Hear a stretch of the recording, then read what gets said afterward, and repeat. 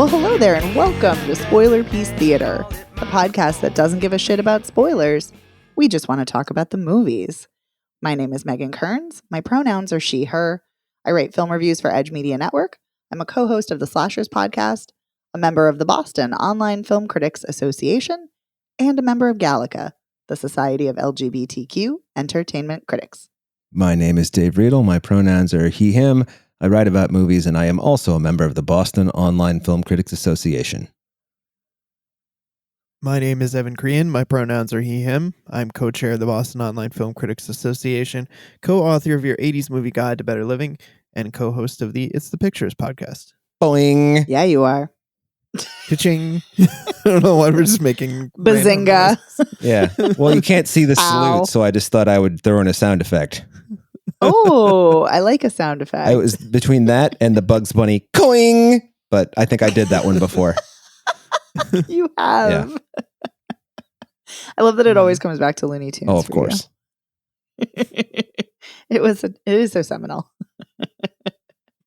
And speaking of seminal works, before we dive into this week's movies, we're going to tell you about Patreon. This week on our bonus episode, we talked about Run Lola Run for its 25th anniversary, and because there's a 4K restoration and re-release happening, we had a great time talking about that. So go check it out if you're a patron, and if you're not, consider joining. I also want to give a huge thank you to our sponsor piece, Heather Sachs. Thank you, Heather. Thank you, Heather. Thanks, Heather. And now for the movies we're going to be talking about, the new movies. Woohoo! We're going to be talking about Babes, and we're going to be talking about You Can't Run Forever. 2 women-directed movies. I'm always excited about the women-directed movies. Oh, yeah. Yeah. So, and all 3 of us saw both films this week. So we're going to have lots of chatty opinions. So let's kick things off with You Can't Run Forever, which is a thriller. It stars J.K. Simmons. It's directed by Michelle Schumacher and written by Michelle Schumacher and Carolyn Carpenter. And let me give you the summary from the press release. Miranda, a young woman already suffering from acute anxiety due to a past tragedy, faces a new terror when a serial killer chooses her as his new target. In a harrowing hunt through the woods, Miranda finds strength she never knew she had as she tries to elude her murderous tracker. And the serial killer tracker is played by J.K. Simmons. A.K.A. Yeah, and that Mr. is- Michelle Schumacher. That is true. Yeah, and that is the broad strokes. When the film opens, we see J.K. Simmons on a motorcycle rolling up to a gas station. There's a guy with a very barky little dog and who's yelling at the dog to shut up, and other people are telling the dog to shut up, and nobody's very nice to this adorable little dog, which pissed me off. And then he gets off his bike and he goes over and he pulls out a gun, and for a split second I was like, is this where this movie is going? I'm going to shut this off right now. But no, he shoots the person who was yelling at his dog, as well as almost everyone else. And he leaves a couple of witnesses and leaves. But before he leaves, somebody asks him, why are you doing this? And he's like, does it really matter? And takes off. So yeah, that's how the movie opens. And then I'm sorry, I don't know why I find this so funny. And then we find out about Miranda and how she's dealing with a tragedy, which later we learn is that she saw her father kill himself in front of her, or she found him rather, as he committed suicide. And so she's having a lot of trouble with that, and she's having panic attacks, and so she's taking medication for it, even though she's not taking her medication that she's supposed to be taking. Anyway. And yeah, so we follow her as she's in the woods after running away from J.K. Simmons because he murdered her stepfather. And then there's also her mom who is pregnant, and she's at home and she keeps calling, trying to find out what's going on. And then her and J.K. Simmons are having a phone conversation because he stole her husband's phone and is sending, weird, creepy texts and calling. And then we also have Miranda's sister who is trying to harangue the very inept cops to look for her in the woods. So we have a lot of different plots happening. Right. And then the cops are hamstrung because, they don't have a sheriff and a deputy is acting as sheriff, and he has to look at his criminal procedure little pamphlet to figure out what steps he's got to take. Yes. Yeah. So there's a lot of threads happening. Mm-hmm. Let's dive in. What did you guys think? You want Dave's 3-word review? Yes, I do. Sure. Dave's 3-word review. Are you ready? Mm-hmm. We're ready. Piece of shit.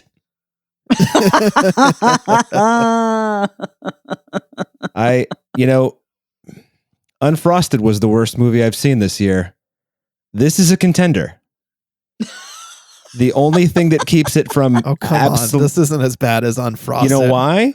Because J.K. Simmons is doing some fucking Atlas lifting, and even he's not very good, which is amazing. That's saying something. Yeah. I think what happens when your spouse asks you to be in a movie and you read the script and it's dog shit, you should say, I think this is when we get divorced.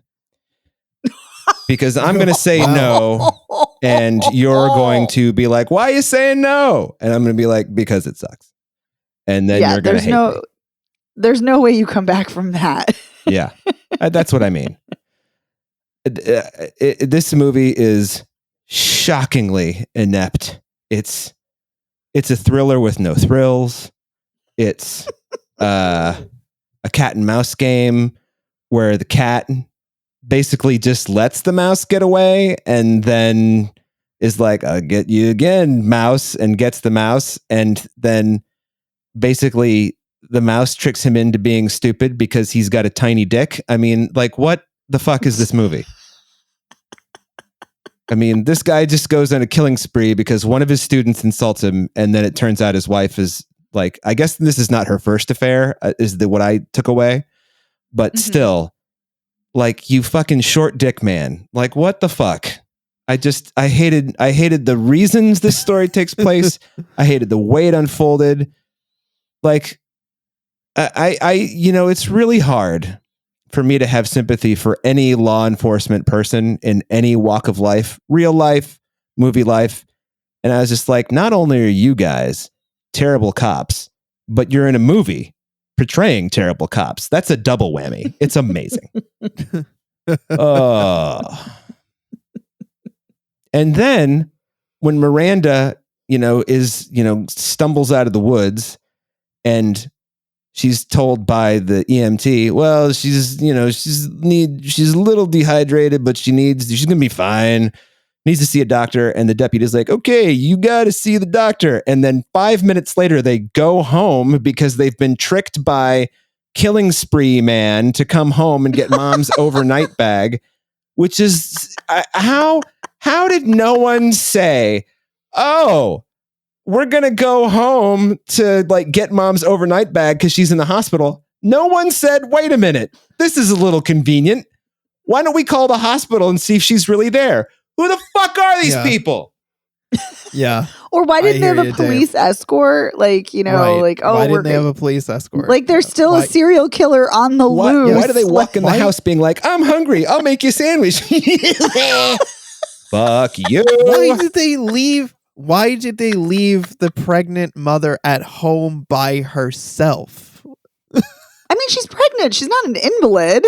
I know she's not an invalid, but there's somebody trying to kill her family. In this particular situation, when there's someone trying to kill your family, why would you leave her alone at home if for no other reason so she doesn't have to be stressed and possibly go into labor by herself? I was expecting that to happen in the movie. Was too. Yeah, Shocked it didn't. I thought when she shot J.K. Simmons, the pause was because her water broke. By the way, did you notice how quickly his body hit the floor after she shot him? It's like bang, bump. It was amazing. Yeah. It's like, wow, he was just like waiting to die. I mean, he did say, kill me. Yeah. I was waiting for him to be the sheriff. I was like, this will be the one good. If this movie is that like, would have been. He's the sheriff, then you know what? This will be the best movie ever made. It didn't go that route. That would have been a nice amazing. twist. I would have liked that quite a bit. Yeah. Evan, what did you think? Well, I did not hate this as much as Dave. It definitely, this movie has some pretty major flaws. I kind of liked J.K. Simmons, even though he's very much chewing the scenery in this as the, twisted sociopath guy. When he shows up in the bathroom next to the stepdad, I found the fact that he shuffled right up to the urinal next to him so menacing. I know. Yes. This empty bathroom.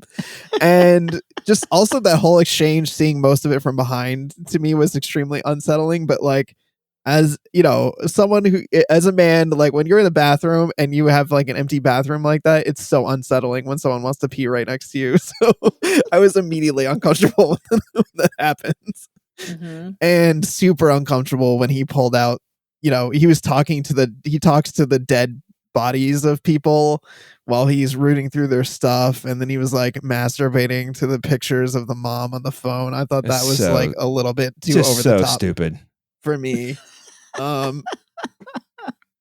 But I kind of was into it for the like chase through the woods and the like stumbling around in the woods. I was kind of into that part of it.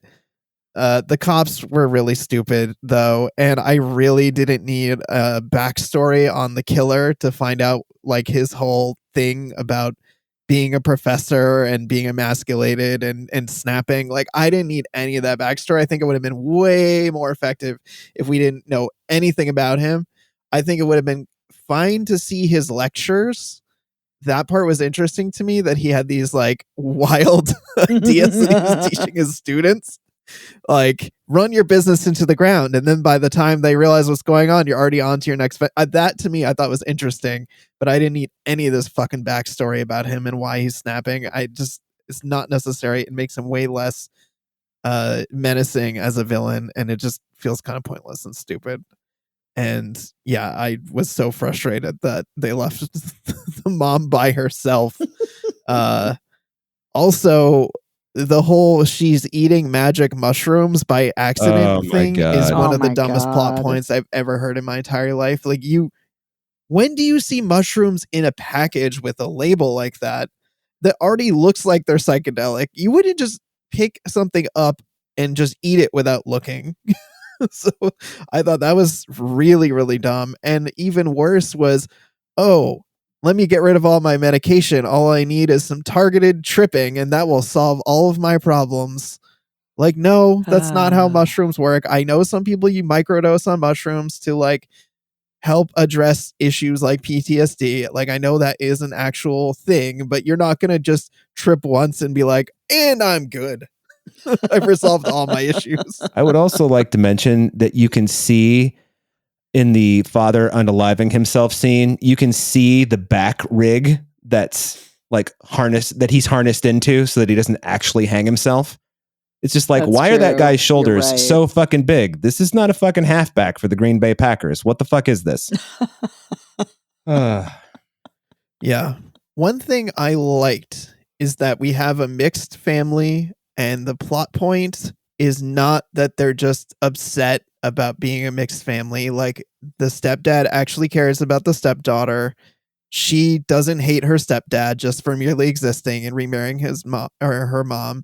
And they get along with the stepsister, and they all treat each other like a real family. And that's just not a plot point at all in the movie. I actually liked that was not a thing, that they were getting, disagreeing or hating each other.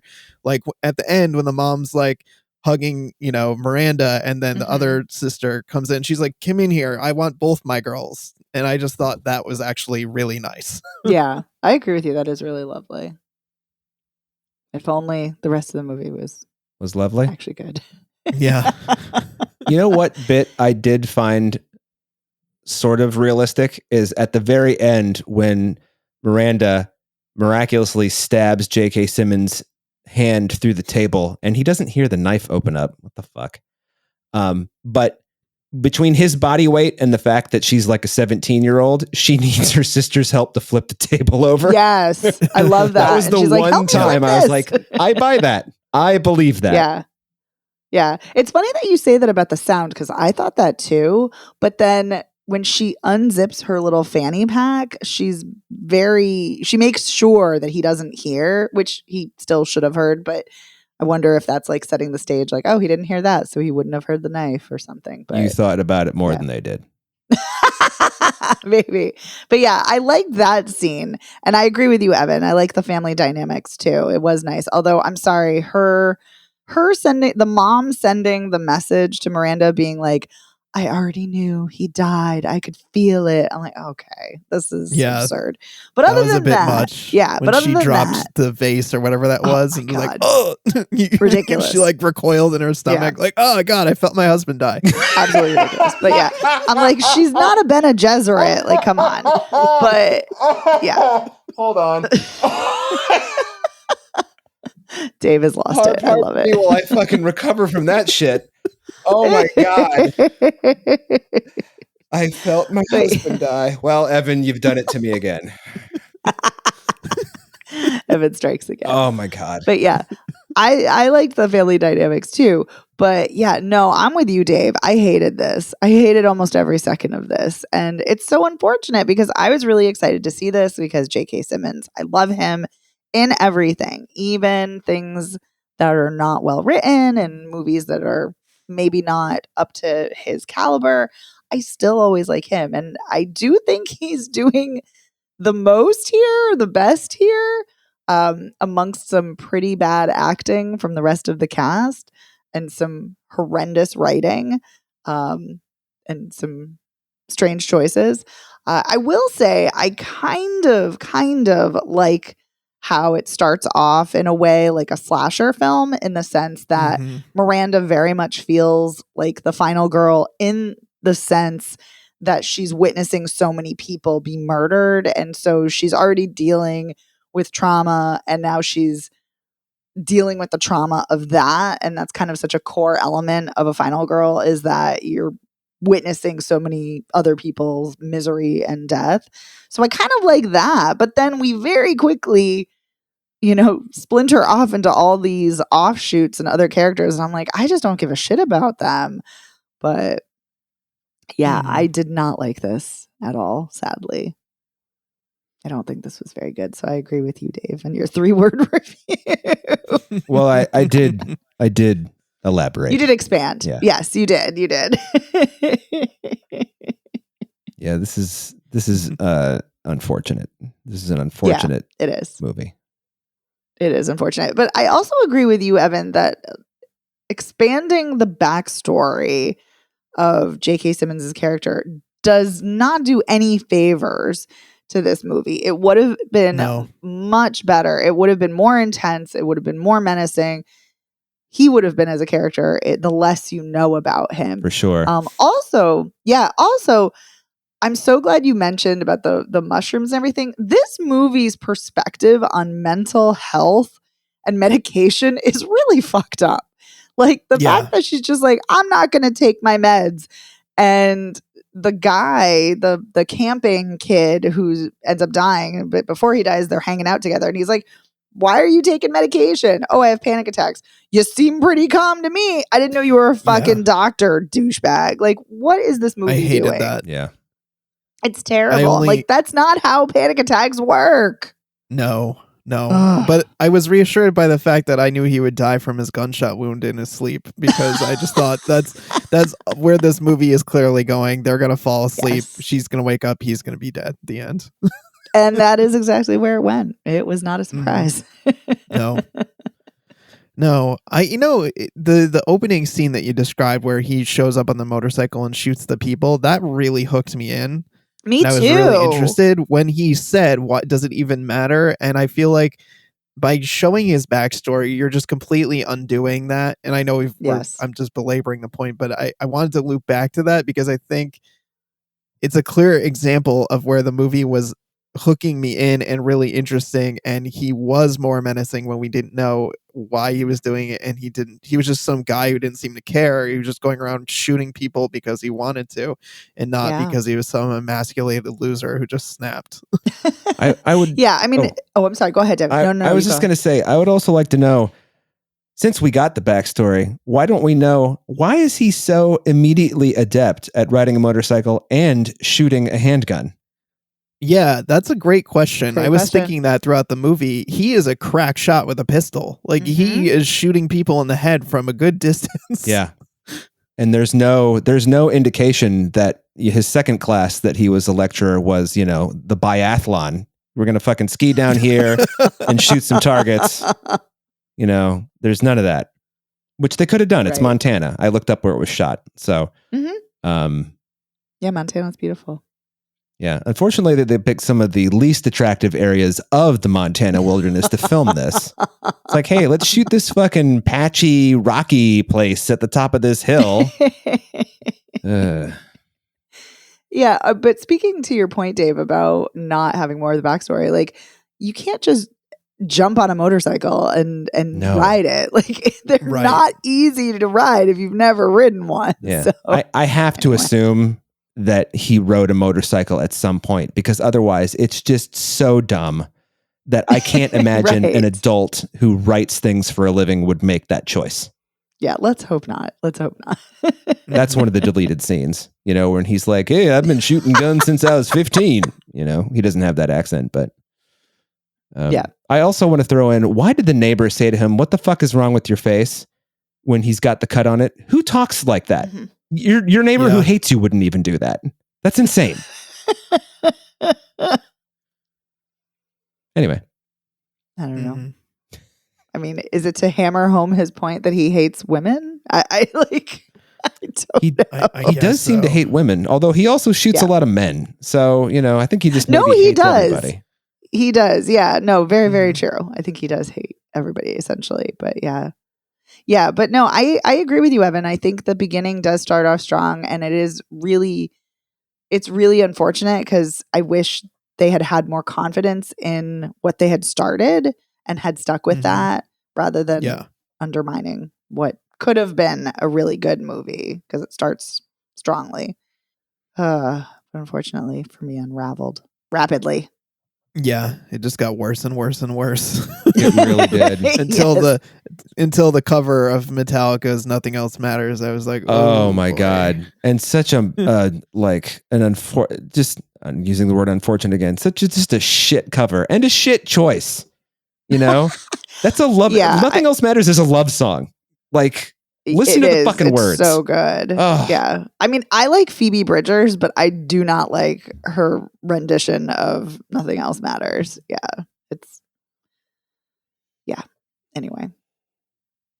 Anywho, do we have any final thoughts before we shift gears?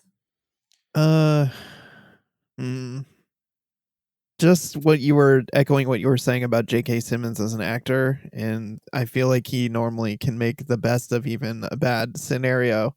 And my go-to example for that is always, I think of Patriots Day and what a shit movie that is, and how J.K. Simmons, is amazing in that small part that he's in. And is Patriots Day fucking Tommy Saunders? Okay. Yeah.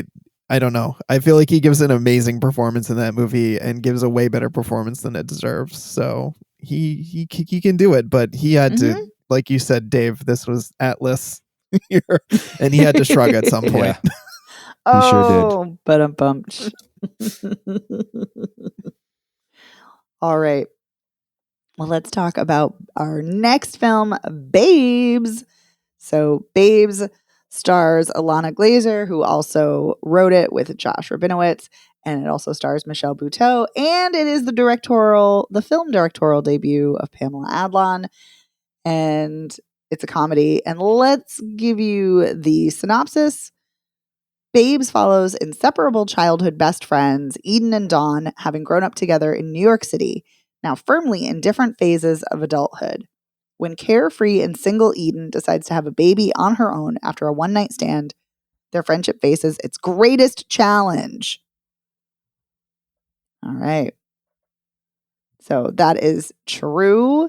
So yeah, Eden, not a surprise because it's very much Ilana Glazer's wheelhouse, is that she's, carefree, yoga instructor, freewheeling, and Dawn is pregnant and very, very pregnant, as we learn, because they go on Thanksgiving Day to the movies. It's their tradition. And then she thinks all the seats are wet, and then surprise, her water broke and she's in labor, but she's like, no, I got to go to the restaurant. I need some food because they'll only give me ice chips.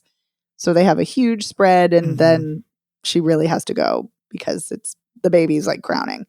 So yeah, so that's happening. So this is her second kid, and she's married, and yeah, and when Eden gets pregnant after having this phenomenal date with this guy on the subway that she meets, and they talk about everything, and it's like something out of a movie, and they just click, and they have so much in common, and it's so flirty and so fun, and they have this wonderful, amazing night, and she doesn't think she can get pregnant because she's on her period, and they talk about how they've never had sex without protection, and then they do it, and then she thinks he ghosts her, and she finds out she's pregnant, and then she goes to the clinic that they both have, and surprise, she finds out he died in a freak accident, which is horrible. And so she decides to keep the baby, and then that's basically it. It's basically about their friendship and each of them dealing,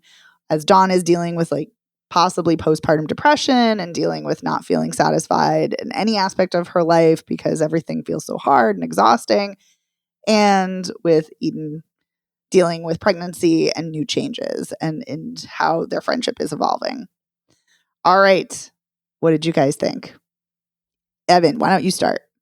I love all of the people involved in this movie. Pamela Adlon, Ilana Glazer, Michelle Buteau, Hasan Minhaj, John Carroll Lynch. I did not love this movie. I really wanted to so badly.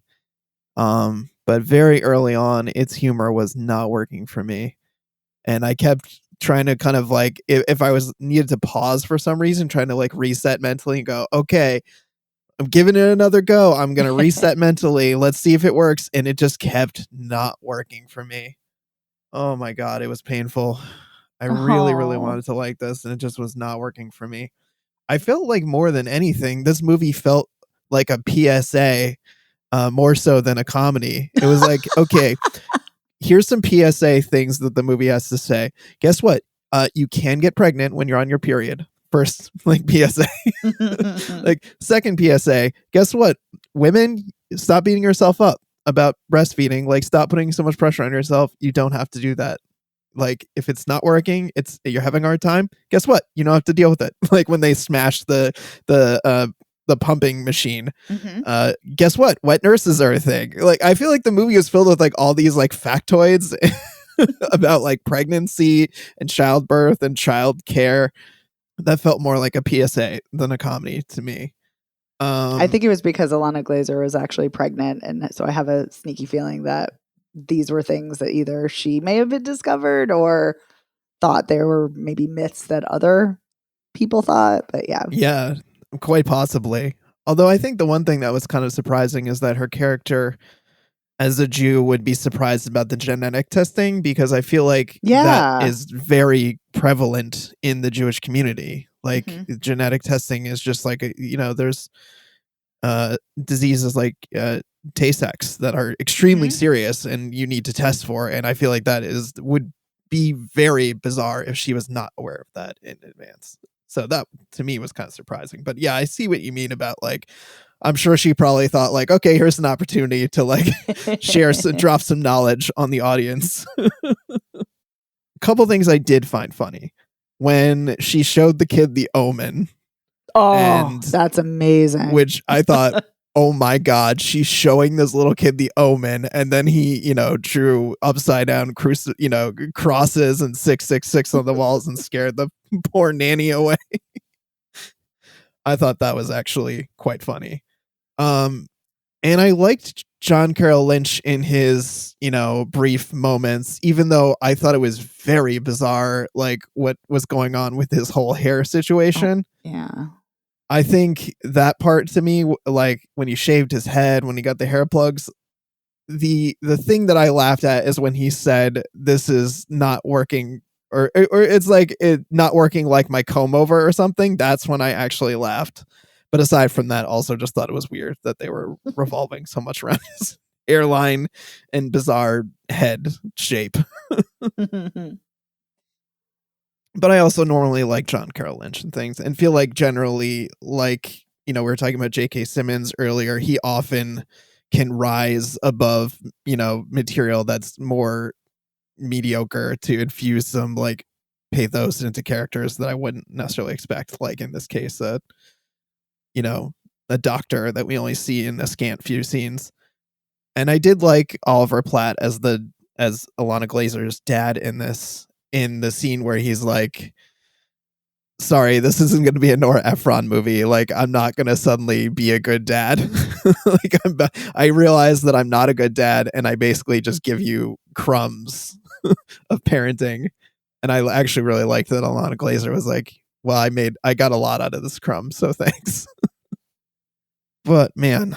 Oh, and you know what else I liked? I liked the fact that their conflict in their relationship didn't just come out of nowhere or feel manufactured. It actually felt like something realistic that could happen, where you have one friend who's got 2 kids, is totally at her wit's end, totally stressed out, and is like, I can't with you. You're too much. I don't have the space to like be supporting you and juggling all these things. Although I still felt bad for Ilana Glazer's character, because I'm like, she was there for you, Michelle Buteau, during your pregnancies, and was there for you and gave you all the support. And it sucks that you're kind of ducking out now and being like, no, you're on your own. Sorry. Anyway, that's a lot of different stray thoughts, but I really wish that I liked this more. I'm bummed out. What did you guys think? Dave, what did you think? I hated it. Oh no. I just fucking hated it. Mostly because I hated Ilana Glazer's character. I just hated her. I've known too many people like that, men and women, who are just fucking flaky as fuck. And the older you get, the less fun it gets. And it's just like, I don't find, it's kind of like in that movie Scrambled, which I also didn't like, how Clancy, like, it's played for laughs that Clancy Brown, her dad, the dad character, is just like, when are you going to give me grandkids? It's not funny. All right. It's not funny when you're a fucking dope. All right. It's just not, it's kind of how I feel about Knocked Up. I got to watch these 2 fucking idiots try to have a kid. Jesus Christ. Well, that movie is just terrible. Well, yeah. But the other thing that really bugged me about this is I liked Michelle Buteau's performance, and I thought her character was believable and considerably more likable, even though she was kind of a dickhead too. But she had like reasons for being a dickhead. She was, she's got one kid who decides he's going to start shitting in his pants again because he doesn't like the new baby. She's got a husband who's one of those like touchy-feely guys who's like doing everything right, but it's kind of suffocating in a way. She can't go back to work. It's like all things that every parent has thought, by the way. Like, when I'm at work, I miss my kids. When I'm with my kids, I can't wait to get out of the fucking house, like that kind of thing. It's like, thank you for telling us that's something that everybody has thought. But also just, I can't remember why I was going that aside from shitting all over everything. I was going to say their friendship, while it felt real, what I didn't like was that everything was inside jokes that the audience isn't in on. Like, everything that they talk about is a throwback to how they grew up together or things that they've done together. And it's like, I don't have that insider knowledge, and I don't like Ilana Glazer's character enough to try to figure out what the fuck you're talking about. So, and I also thought Hassan Minhaj gave one of the shittiest performances I've seen outside of Jerry Seinfeld in On Frosted. I just thought he was just so awful. Damn. I mean, yikes. I also don't find his stand-up remotely funny. So I think it's just that I don't care for his brand of whatever. The whole kind of adults getting, lifelong friends getting thrown into a wacky circumstance where one's life is going this way and the other's is going in that kind of movie is usually, I don't want to say up my alley, but I like them, some of them. This just didn't work for me. The sense of humor didn't, I don't know, just didn't work. I know that this movie is getting glowing reviews, so I am in the solid fucking minority, but yeah, I've crapped on every movie today, so I'll just stop talking. I mean, I didn't like it either, so. Oh, okay, good. Thank God. Phew. Yeah, okay. No. I don't know. I was worried I was gonna come in and be in a bad mood, and you guys are gonna like it, or one of you was gonna really like it. It was tough. I kept, like I said, I wanted to keep giving this movie chances, and I really felt like I gave it the college try. You did. Yeah, I mean, I love Ilana Glazer in Broad City. I think she's so sharp and so funny. Unfortunately, I have yet to really enjoy her work outside of Broad City. And maybe she just really needs to be with Abby Jacobs. I don't know. Yeah, maybe. Because they bring out the best in each other. I don't know, as far as friendship and, writing, it seems. But because I didn't like False Positive, the pregnancy horror movie that she did and that she co-wrote, I did not like this. And I love either an abortion comedy, a pregnancy comedy. Like, I am here for any kind of bodily autonomy comedy. I will say, though, I'm not here for bathroom jokes. Funny enough, that's just not my thing. So, yeah. Everything felt like it was about shit. Yeah, it was about shit. It felt forced. It felt so juvenile. But it also wasn't funny. There weren't any very fresh or interesting observations like, oh yeah, I know exactly what you mean. The one thing I will say that was kind of amusing was when Eden goes under Dawn's dress to see the breaking of the water situation, and she's like, it's kind of like a drip, and she's like, you always think it's like this big gush of water, and it's just like a little drip. And I don't know, there was something about that felt like kind of amusing, and I'm like, yeah, that's a good observation, because you do usually see that, a dramatic moment in a movie, but it's kind of like a meh moment and a very underwhelming, not very funny, not very fun, not very captivating movie, sadly. I did like Michelle Buteau the best. I think that I always like her, and I think she's really good here. Although I have to say, we haven't talked about him. I think Stephen James is fantastic as Claude. I adore him. Good. He is so good in If Beale Street Could Talk, and he's great here. I feel like he's in another movie. Like, he is so good. Like, his character's in his sweet, kind-hearted character who dies off screen. I mean, good Lord. I know. Which is also played for laughs. Exactly. Well, yeah, because you have the Lucas brothers delivering the news, which I've even found them funnier in other stuff. It's just like, okay, where the Lucas brothers are showing up, and now they're delivering the news that he choked on an almond and died, and oh my God. But it was because he was alone. He lived alone. How dare you live alone? As a single person, I don't live alone. I have a roommate, but I'm sorry. I'm tired of the fucking shaming of being alone. Like, fuck off. I did laugh when they said they Heimlich each other all the time. Actually, it was kind of funny. That's amusing, yes. But I'm just like, I don't know. I also was very disappointed and irritated because I wanted to like this movie so much. I mean, I want to like every movie, but that doesn't happen. Yeah, I don't know. I feel like I was correct in my convictions when Michelle Buteau got to her speech about the parent speech, the thing that, when I'm at work, I want to be home, and when I'm at home, I want to be at work, which is just like, I don't know a single parent. Maybe Evan, you're the one parent who hasn't thought that, but I don't know a single parent who hasn't thought that and said it out loud to their friends. And I can't imagine that there's a movie audience where someone's like, finally someone's saying what I feel. No, everyone fucking feels that. And all of like when you have your first kid, you talk to your other friends who have kids and you're like, did you feel this way? And they're like, yeah, you're stupid. Shut up. You know, so yeah, I think, I mean, I do wish I was not working because I love to hang out with Rami all the time. But yes, I totally see what you're saying. It does feel like they're just communicating a very common sentiment that parents feel. It's not anything revolutionary, but they're treating it like it's like, oh my God, someone has said what we've all been thinking for eons. yeah. They were brave enough to put themselves out there. I will say, as a woman, and I do not have children, but as a woman, you are very much scrutinized for your behavior. Mothers are very much scrutinized, and in not even just in real life, but in the media and in movies and whatnot.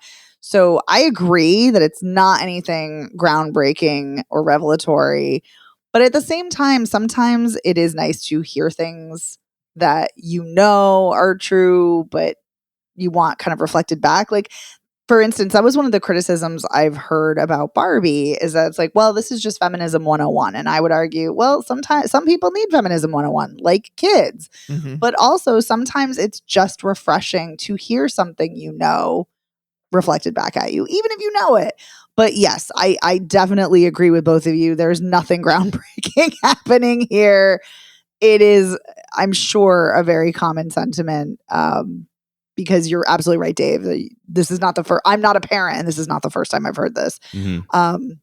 But yeah, I guess so. I'm not mad at the sentiment happening, even though it's an obvious one. But I just wish it had been done more effectively, or maybe more seamlessly, or better written.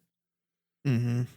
Yeah, it's just a fucking bummer. I remember being so excited about this movie when I heard about it. I think I might have seen a trailer. I can't remember if I did.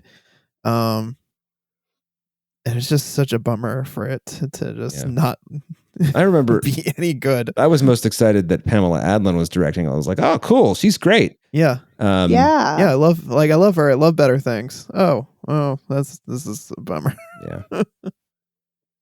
It is a bummer. Oh, wow. Yeah. But also I will say this is why I don't watch trailers. So then I don't get excited over the trailers.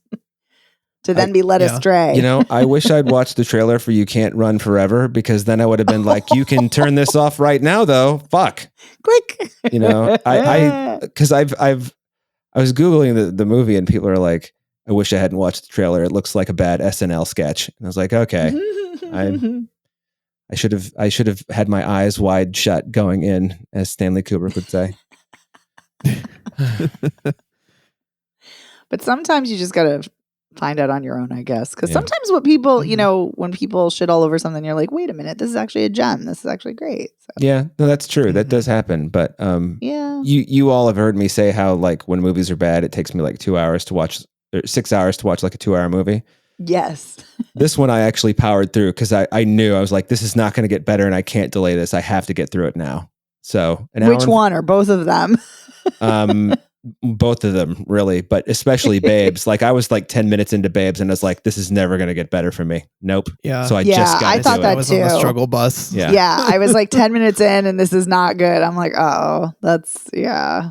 Yeah. I think I even paused and said, oh my God, we're only 13 minutes in this movie and it feels like it's way longer that I've been sitting here watching. That's never a good sign. No. No. You know, I will say, I think you had said this, Evan, that their friendship feels really real. And I know, Dave, you had mentioned that you didn't like all their inside jokes.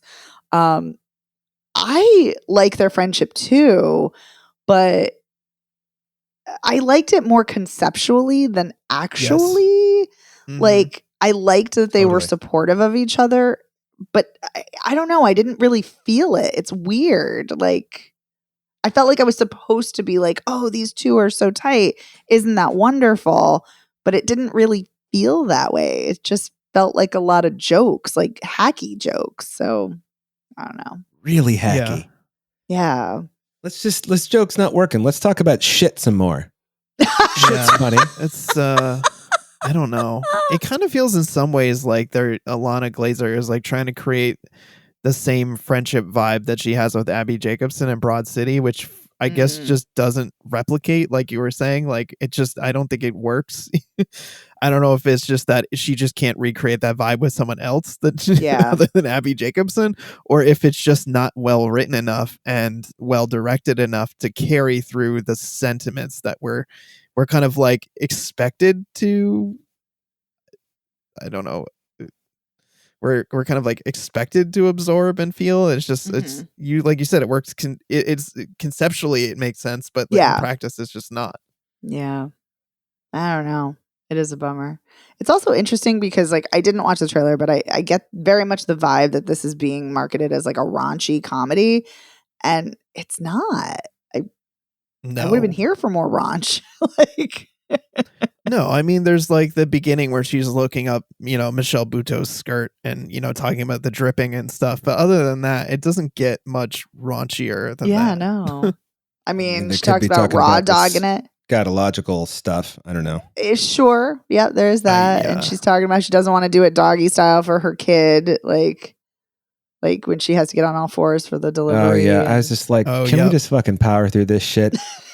Throw another hair joke in there while you're at it. Christ. Bunch of fucking unfunny hair jokes. Weird bald John Carroll Lynch deserves better. I know. He definitely does.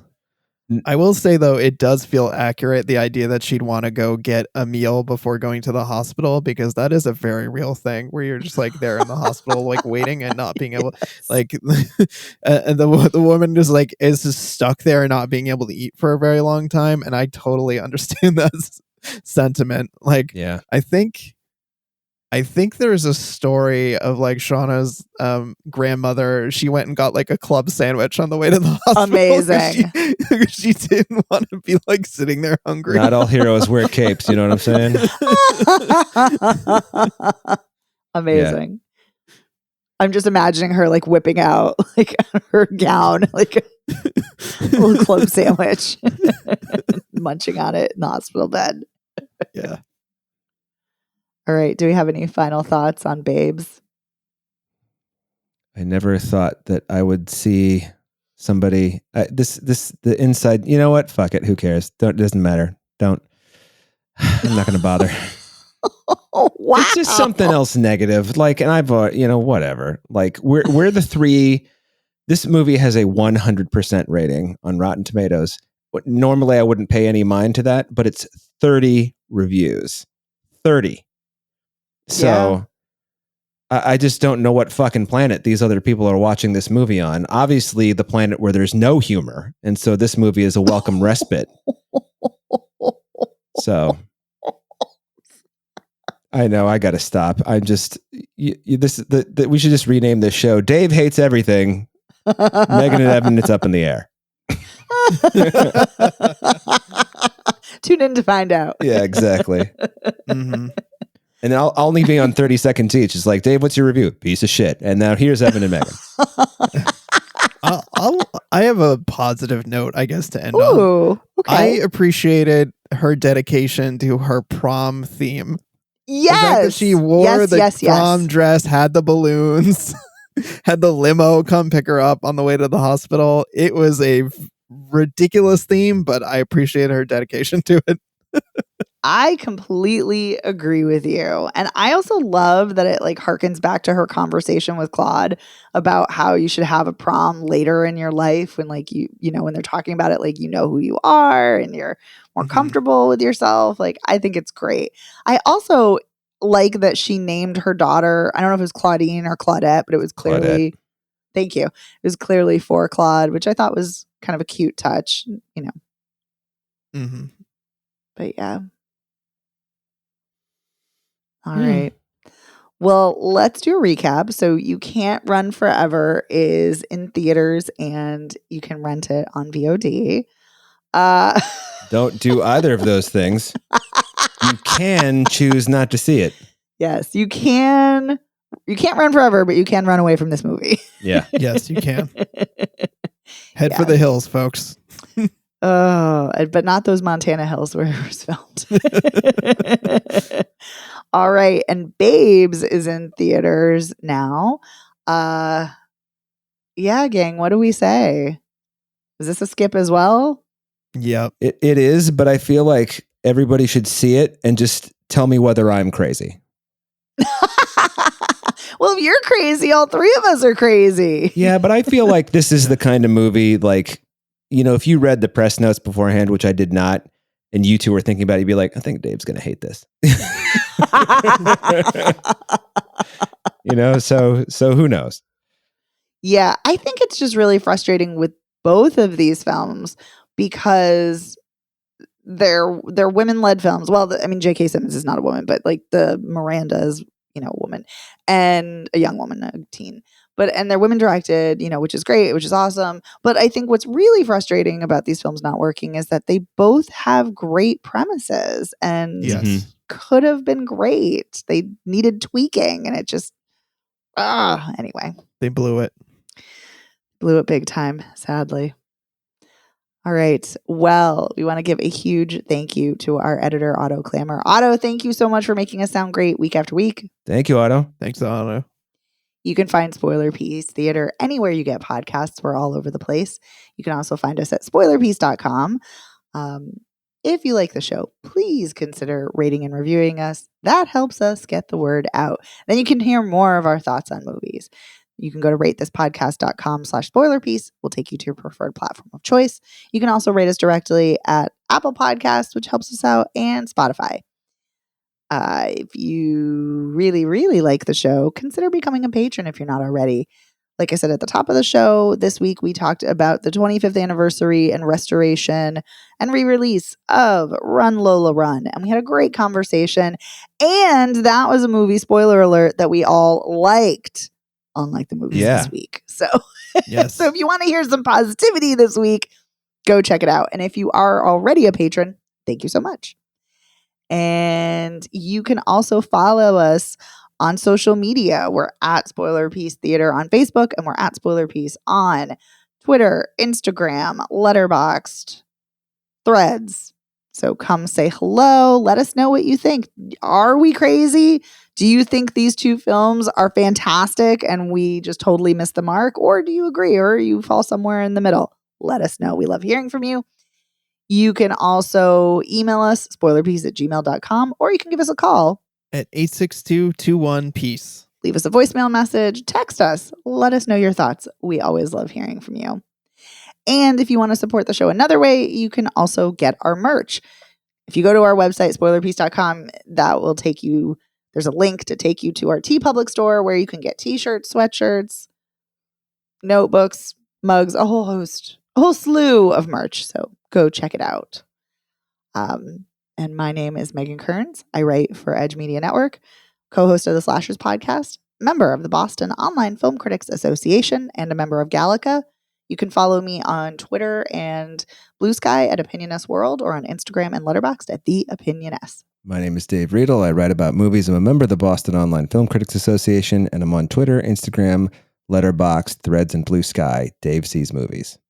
And my name is Evan Crean. I'm co-chair of the Boston Online Film Critics Association and co-author of your 80s Movie Guide to Better Living. I'm also co-host of the It's the Pictures podcast. You can follow me on social media. That's Twitter, Instagram, Letterboxd, Blue Sky, and Threads as Real Recon, and that's real as in film reel.